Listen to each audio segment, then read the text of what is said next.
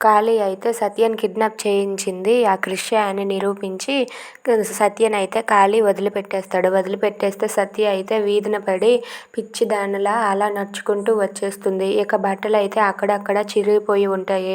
అది చూసి వీధిలో వాళ్ళంతా అలా సత్య వైపే చూస్తుంటే సత్య అయితే ఏడ్చుకుంటూ అలా చిరిగిపోయిన బట్టలతో నడుచుకుంటూ వెళ్తూ ఉంటుంది. ఇంతలో వాళ్ళ నాన్న విశ్వనాథం అక్కడికి వచ్చి అమ్మ సత్య అని చెప్పి ఏడుస్తూ ఉంటాడు.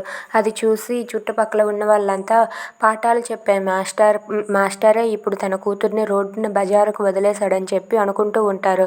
ఇక ఇంటికి వెళ్ళాక ఏం జరిగిందమ్మా అని చెప్పి వాళ్ళ అమ్మకు అడిగితే వాళ్ళ అమ్మ అయితే అమ్మ వాడు నన్ను పగబట్టిన పాములాగా హింసిస్తున్నాడమ్మా అని చెప్పి వాళ్ళ అమ్మ ఒడిలో తలపెట్టుకొని ఏడుస్తూ ఉంటుంది సత్య. ఇంతలో ఇంటి దగ్గర క్రిష్ అయితే వాళ్ళ బాపుతో ఇలా అంటూ ఉంటాడు.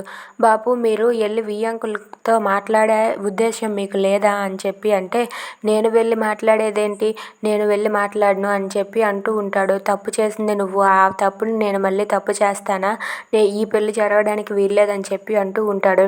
ఆ మాటలకు వాళ్ళ అన్నయ్య కూడా ఏంట్రా ఆ పిల్ల దొరకకపోతే చచ్చిపోతావా ఏంటి, అంతేగాని ఈ పెళ్లి మాత్రం జరగడానికి వీల్లేదని చెప్పి వాళ్ళ అన్నయ్య అంటాడు.